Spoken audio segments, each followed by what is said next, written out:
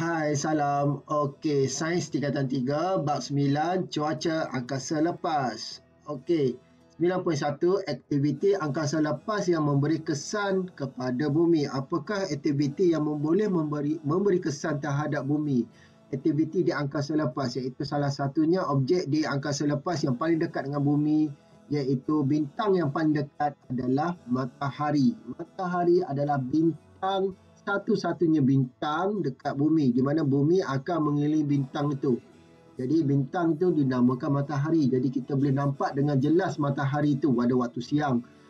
Di mana cahayanya terlampau kuat sangat berbanding bintang-bintang lain. Pada waktu malam sahaja kita boleh nampak, sebab bintang-bintang lain terletak terlalu jauh daripada bumi. Jadi hanya pada waktu malam sahaja kita boleh nampak. Matahari kita boleh nampak pada waktu siang dengan cahaya yang terlalu kuat. Okey, kita tengok struktur pada matahari. Kita tengok dulu. Sebelum kita tahu apakah fenomena yang menyebabkan berlaku di matahari boleh menyebabkan sesuatu berlaku dekat bumi, kita tengok dulu apa itu matahari itu sendiri. Kita tengok. Matahari ni terdiri pada 3 lapisan.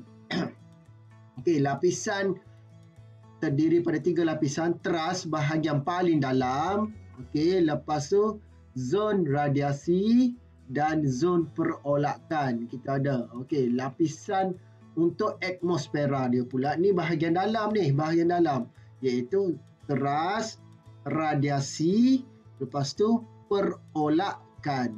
Okey, jadi perolakan ni paling luas sedikit, permukaan, dekat bahagian permukaan dia lah. Okey, lapisan untuk luar di atmosfera bahagian matahari tersebut. Okey, atmosfera bahagian dia terdiri daripada 3 juga, iaitu fotosfera, kromosfera dan korona. Bukan coronavirus ya, korona.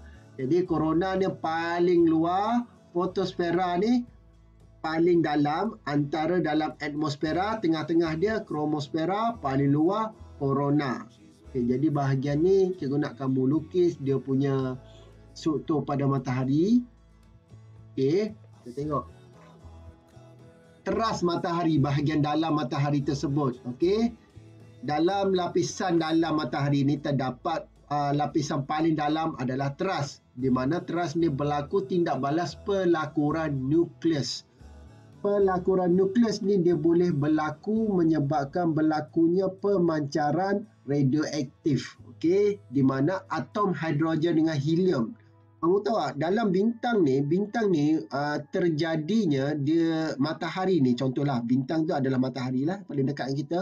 Matahari ni dia boleh terjadi disebabkan oleh daripada gas helium dan juga gas hidrogen. Dalam gas helium dan hidrogen ni dia ada atom masing-masing. Mereka akan bergabung dan menyebabkan tekanan yang tinggi terhasil antara satu sama lain dan suhu yang tinggi, dan tindak balas tersebut akan membebaskan tenaga yang tinggi.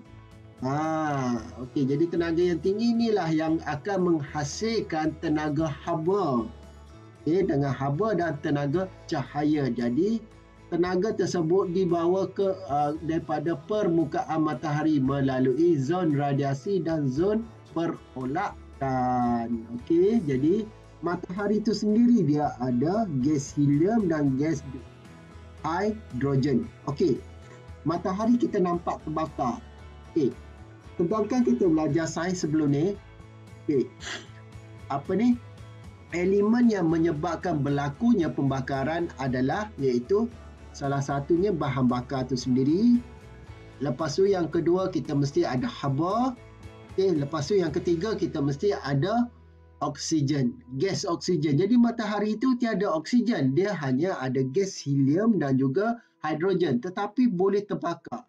Sebenarnya matahari itu dia bukan terbakar, dia adalah letupan. Letupan yang berlaku dengan pantas. Gas hidrogen boleh menyebabkan berlakunya letupan. Jadi letupan tu kita nampak di matahari tu sebenarnya letupan yang terlalu cepat. Jadi kita nampak dia seolah-olah macam terbakar. Sebenarnya matahari tu berlaku letupan antara iaitu tindak balas pelakuran nukleus dalam atom helium dan juga atom hidrogen. Kedua-duanya bertembung menghasilkan suatu tenaga yang kuat, menghasilkan tenaga haba yang tinggi. Jadi tindak balas nuklear lah kita panggil benda tu. Okey, boleh faham? Okey, kita tengok zon radiasi. Okey, tenaga dibawa melalui daripada zon teras tadi, dia dibawa ke zon radiasi. Melalui radiasi ini dalam bentuk sinar gamma dan juga sinar X. Jadi sinar gamma dan sinar X ni yang terbebas daripada teras tersebut tadi. Lepas tu zon perolakan dia pula, tenaga dipindah kepada permukaan matahari melalui perolakan arus antara plasma. Plasma ke plasma ni. Plasma panas. Plasma ni suatu elemen yang panas, elemen yang macam ni jugalah orang kata elemen yang panas lah. Okey, jadi yang naik ke atas dan plasma yang sejuk turun ke bawah. Jadi konsep matahari ni dia macam konsep perolakan dalam pemindahan haba pada permukaan matahari, di mana haba yang panas akan naik ke atas, haba yang sejuk akan turun ke bawah untuk dipanaskan balik, dan panas naik balik ke atas. Jadi itulah berlakunya zon perolakan. Jadi plasma dia tak panggil udara. Tapi kalau kita belajar pemindahan haba ni disebabkan udara panas kan. Tapi matahari ni dia bukan udara. Sebab di angkasa lepas dia tiada udara. Dia ada pada permukaan matahari tu kita panggil dia plasma. Okay, jadi plasma dia adalah jirim yang terdiri daripada zarah-zarah becas. Okay, jadi dia bukan udara.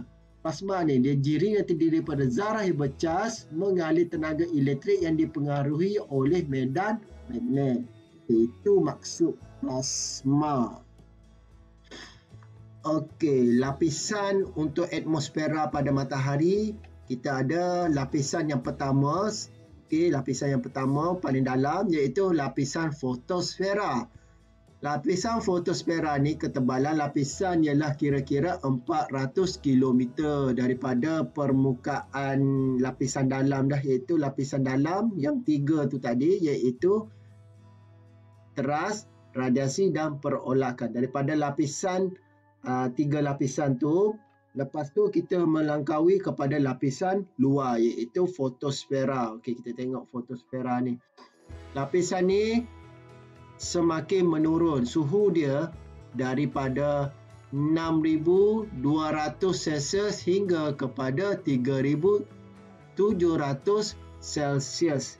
Jadi dia semakin menjauhi daripada permukaan, semakin sejuklah permukaan dia tu. Taklah sejuk sangat, 3,000 tu makin panas lagi kan. Tapi yang ke dalam tu adalah sangat panas. Tapi dia menjauhi daripada teras bumi tu, dia adalah 3,700 Celsius. Dapat diperhatikan daripada permukaan bumi. Untuk kromosfera pula, ketebalan ini adalah 400 km hingga 2,100 km. Suhu dia antara 3,700 hingga 7,700. Makin panas pula air. Tadi dia daripada teras dah panas dah kan. Lepas tu dia makin jauh fotosfera. Lepas tu dia makin sejuk sikit. Lepas tu daripada yang sejuk dia pergi panas pula mengikut jarak permukaan matahari. Dia sebab dekat situ berlakunya pemanasan yang mengikut jarak daripada permukaan matahari. Kelihatan kemerah-merahan semasa gerhana. Waktu gerhana matahari kita boleh nampak permukaan kromosfera ni. Dia permukaan dia tu berwarna kemerah-merahan. Jadi itulah. Kita tengok korona pula. Korona adalah lapisan paling luar iaitu tersebar beribu-ribu kilometer ke angkasa. Suhunya paling panas iaitu 500,000 Celsius. Hanya terdapat dilihat semasa gerhana matahari. Kelihatan seperti lapisan berbentuk cincin putih atau kebiruan. Kita boleh nampak mengandungi plasma yang sangat panas. Okey, ini apa yang berlaku di matahari. Matahari ini berlaku fenomena juga macam bumi kita, berlaku fenomena seperti hujan, fenomena siang, fenomena malam. Di matahari berlaku fenomena juga, di mana berlaku fenomena antaranya adalah granul, tumpuk matahari, semarak suria ataupun kita panggil prominent, nyalaan suria, lettingan jisim korona dan juga angin suria. Kita tengok granul. Apa itu granul? Granul adalah berlakunya di lapisan fotosfera. Fenomena ni berlaku di lapisan fotosfera di mana granul kelihatan berbutir, cerah dan berbuih. Okey, di mana bahagian zon perolakan plasma ni, ejaan selalu salah. Plasma ni sangat panas hingga suhu 5,800 Celsius. Purata diameter granul ialah 1,000 kilometer. Jadi jauh sangat-sangat. Fenomena ni berlaku sangat luas. Diameter dia tu. Okey, sangat jauh dari 1,000 kilometer. Jadi fenomena di mana permukaan matahari itu kelihatan seperti berbutir-butir, cerah dan berbuih. Jadi ini dinamakan granul. Okey, granul. Kita tengok tumpuk matahari pula.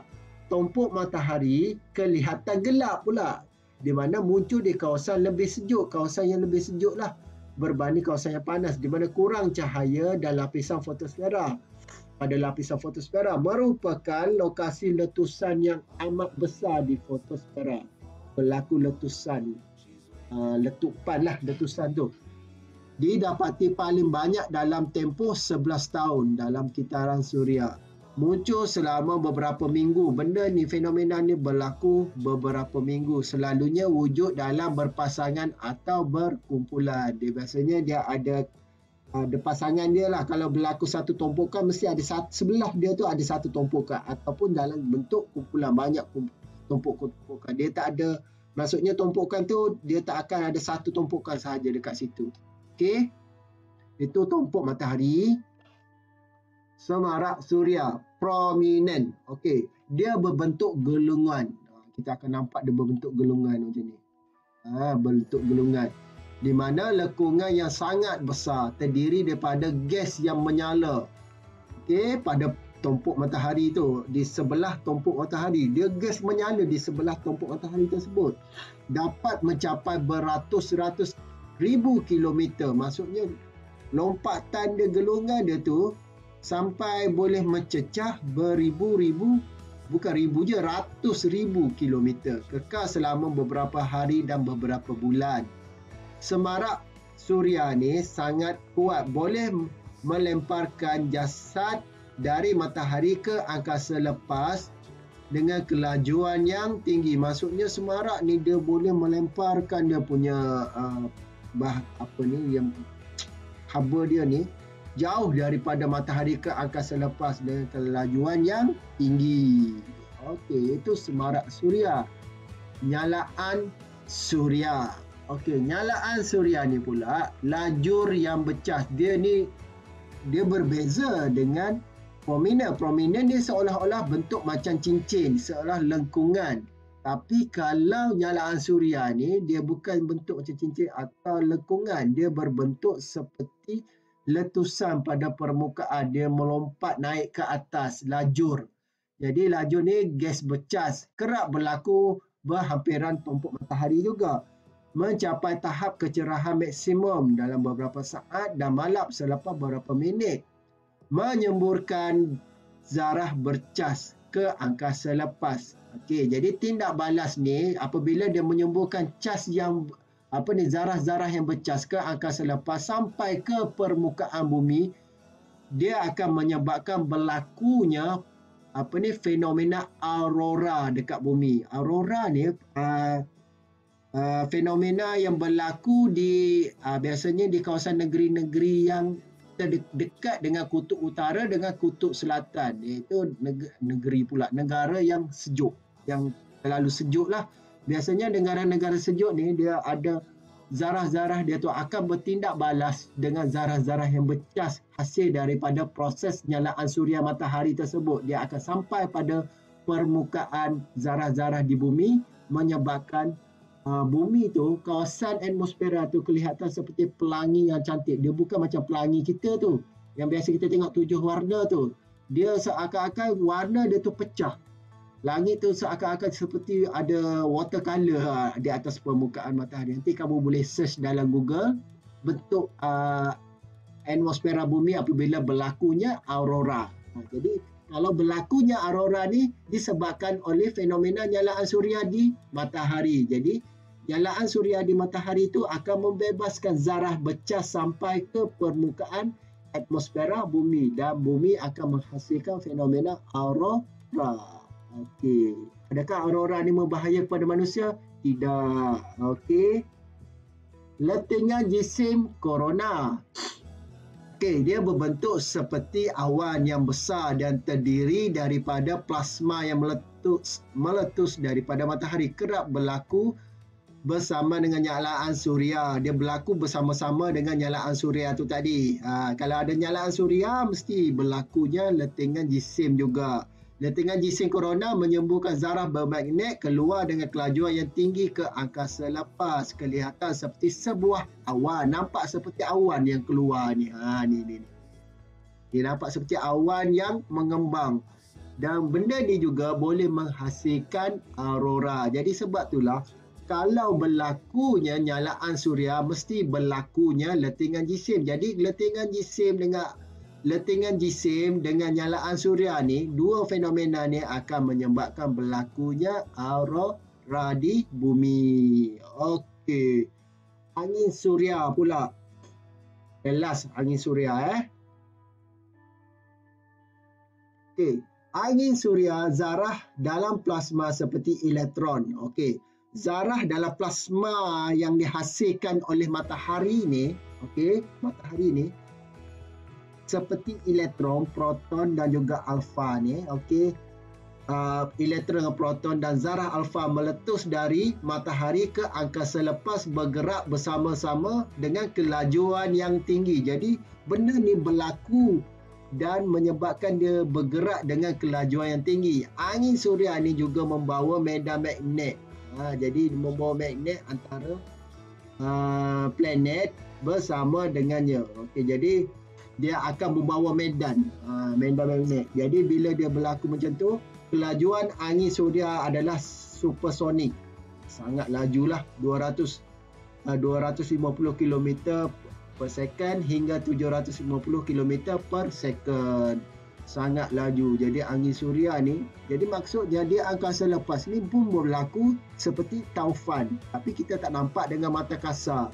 Jadi taufan ni dipanggil angin suria. Jadi angin suria ni disebabkan oleh zarah-zarah plasma yang ada pada matahari. Dalam zarah tersebut ada elektron, proton dan zarah alfa tu meletus daripada matahari merebak pergi ke angkasa lepas. Jadi dia sampai ke bumi. Jadi bumi ni sebenarnya terselamat daripada angin suria ni sebab bumi ni dia ada medan magnet. Jadi medan magnet ni sebab itulah kita ada, bila kita guna kompas, kita boleh nampak kompas tu menunjuk ke arah utara dan selatan. Kenapa? Sebab bumi tu sendiri dia ada medan magnet. Jadi medan magnet ni dapat menghalang daripada angin suria ni terkena pada bumi, menyebabkan bumi ni boleh berlaku macamlah fenomena yang tidak baik. Sebab bila zarah-zarah udara yang panas ni, plasma yang panas masuk ke bumi, kita boleh merosakkan kehidupan kita lah.